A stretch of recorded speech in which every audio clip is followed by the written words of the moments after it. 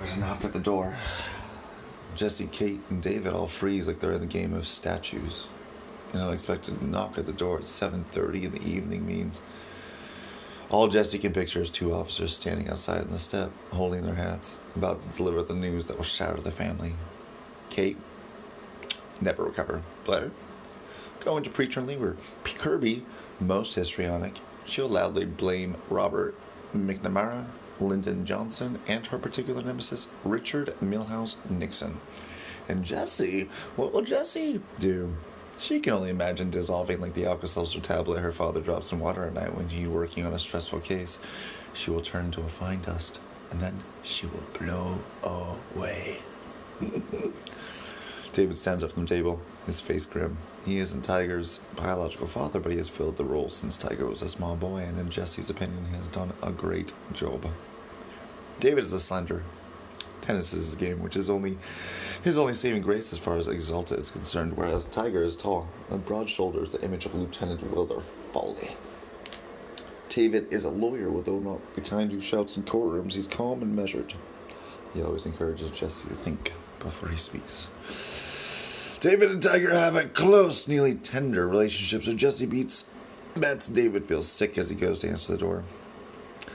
Kate reaches for Jesse's hand and squeezes. Jesse stares at the half a pizza remaining in the box and thinks that if Tiger is dead, none of them will be able to eat pizza again, which is too bad because it's Jesse's favorite food. She has an even more inappropriate thought. If Tiger is dead, she won't even have to go to Nantucket with her mother and Exalta. Her life will be ruined, but her summer will, in one sense, be saved. Jesse!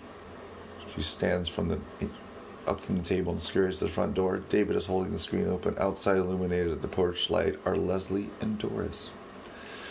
I told your friends we're eating, David says, but since you're leaving tomorrow, I'll give you 5 minutes. They came to say goodbye. Jessie nods. Thank you, she whispers.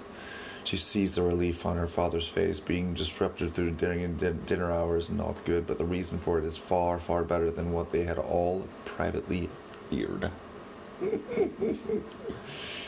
Jessie steps out into the porch. 5 minutes, David says. He shuts the screen door behind her. Jessie waits for her heart rate to return to normal. You guys walked? She asks. Leslie lives 6 blocks away. Doris nearly 10. Doris nods. She looks glum as usual. Her Coke bottle glasses set to the end of her nose. She's wearing her bell-bottom jeans with embroidered flowers on the front pockets. Of course, Doris lives in those jeans. But as a concession to the heat, she's paired with them with a white eyelet halter top that would be pretty if it weren't for the ketchup stain on the front. Doris's father owns 2 McDonald's franchises. She eats a lot of hamburgers. The air is balmy, and among the trees bordering the road, Jessie sees a flash of fireflies. Oh, how she longs to stay in Brookline through the summer. She can ride her bike to the country club with Leslie and Doris, and in the late afternoons they can buy bomb pops from the Good Humor Man. They can hang out at the shops in Coolidge Corner and pretend they're just bumping into boys from school. Kirby told Jessie that this is a summer boys her age will finally start getting taller. We came to say bon voyage. Leslie says she peers behind Jessie to make sure no one's lingering on the other side of the screen door and then lowers her voice. Also, I have news. 2 pieces of news, Doris says. First of all, it came. It, Jessie replies, though she knows Leslie means her period. Doris wraps an arm across her own midsection. I've been feeling crampy, she says, so I suppose I'll be next. Jessie isn't sure what to say. How could she greet the news that one of her best friends has taken the first step into womanhood while she remains resolutely a child? Jessie is envious. Fiendishly so. She's ever since the talk led by the school nurse last month, the topic of menstruation has consumed their private conversations.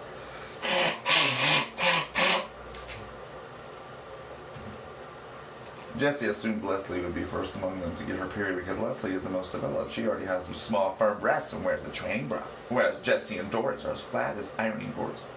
Jessie's envy and longing, and on some days anxiety. She heard a story about a girl who never got a period at all. It's foolish, she knows. Both of the Jessies, which is a fairly apt term in Kirby's taste, as the monthly onset gives her migraine headaches and debilitating cramps, the curse, and puts her in a foul temper. Blair is slightly more delicate when referring to her own cycle. That's not an issue at the moment because she's pregnant.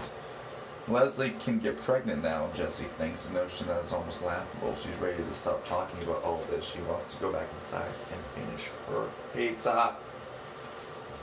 A second piece of news. Jessie asks, this, Leslie says, and she produces a flat, square, wrapped present from behind her back. Happy birthday! Oh, Jessie says, stunned.